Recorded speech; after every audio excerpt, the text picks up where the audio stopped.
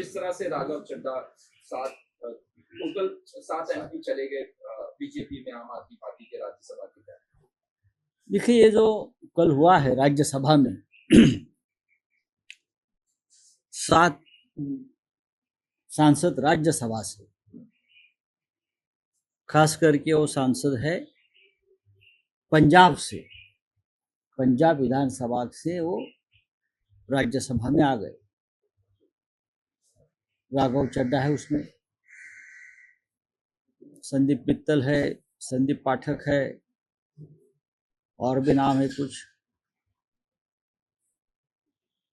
Bharatiya Janata party जो राजनीति कर रही है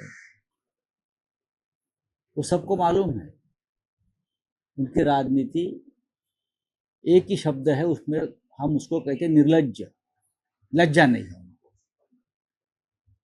लेकिन ये जो लोग हैं राघव चड्ढा जैसे, जो हमारे मित्र भी रहे, कल तक राघव जी खुलेआम बोलते थे भारतीय जनता पार्टी गुंडों की पार्टी, गुंड और भ्रष्ट लोगों की पार्टी है। ये राघव चड्ढा भी बोलते थे, संदीप मित्तल जी भी बोलते थे, संदीप पाठक भी बोल रहे थे, और ये सभी लोग अचानक होलसेल में गुंडों की पार्टी में चले गए, भ्रष्ट लोगों की पार्टी में चले गए। मुझे अफसोस था जब संदीप मित्तल जी को राघव चड्ढा की जगह पर पार्टी का उपनेता बनाया राज्यसभा में, तब वो बहुत खुश थे, खुश दिखते थे। अचानक उनके संस्थान के ऊपर ईडी की रेड्स हो गई, धुआंधार रेड चली 2-3 दिन। अब संदीप मित्तल भी डर के मारे बीजेपी में चले गए। क्या कर सकते आप इस राजनीति को? क्या है भारतीय जनता पार्टी? महाभारत में एक राक्षस है, उसका नाम है बकासुर। उनकी जो भूख है कभी मिटती ही नहीं, उसका पेट कभी भरता ही नहीं। बकासुर नाम का एक पात्र है जो राक्षस, ये बकासुरों की पार्टी बन गई, कुछ भी खा लेते हैं। ऐसे लोगों को आपने, बीजेपी ने आपके ये सांसदों के ऊपर भी क्या क्या टिप्पणी की है। हाँ, आप ढोंगी है, आप ये है, आप वो। अब आपके वॉशिंग मशीन में आने से ये सब धुल जाएगी, जैसे हमारे पार्टी का हो गया, एनसीपी का हो गया, और पार्टी का हो गया। प्रेसिडेंट ट्रंप ने जो कहा है कि भारत एक नरक राष्ट्र है, नरक क्या है ये बीजेपी बार बार दिखा रही है। ये नरक है, हमने इस देश को नरक बनाया है, राजनीति का, सामाजिक क्षेत्र का। तो प्रेसिडेंट ट्रंप पहली बार सच बोल रहा था कि भारत को ये लोगों ने नरक बनाया है। और उस नरक वाली पार्टी में राघव चड्ढा जैसे 7 लोग चले गए, हमें उसका कोई दुख नहीं है।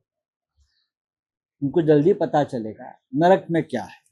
सर, आपने कई बार सवाल उठाए हैं एजेंसीज पे और बाकी के, जिस तरह से बीजेपी राजनीति करती है, आप पे भी इसी तरह से कोशिश की गई थी? नहीं, हमारे ऊपर कोशिश की गई है, हमने नहीं मानी उनकी बात।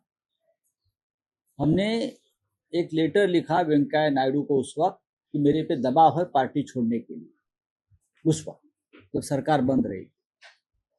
जब मुझे अरेस्ट किया तब भी दबाव था, उससे पहले, कि आप पार्टी छोड़ दीजिए।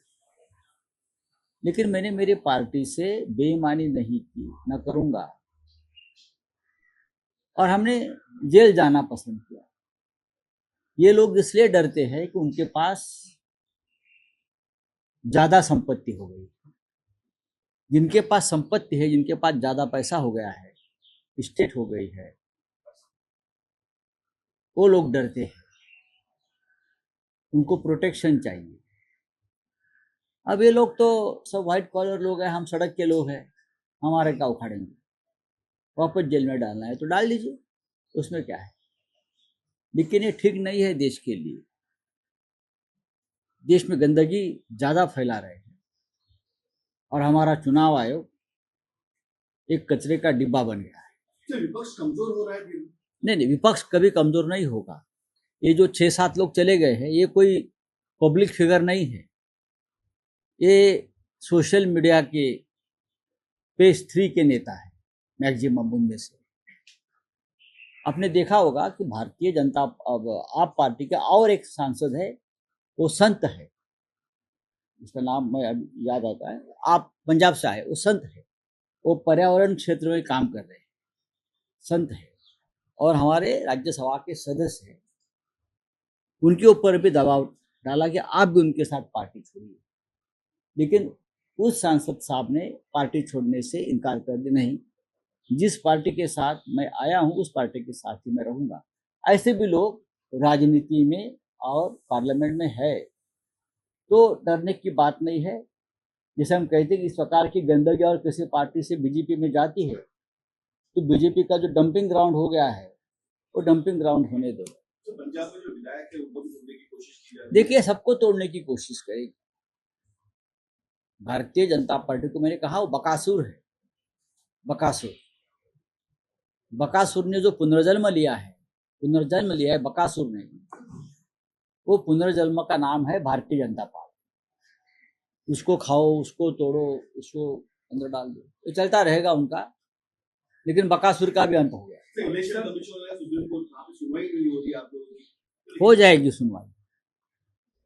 सुनवाई हो जाएगी।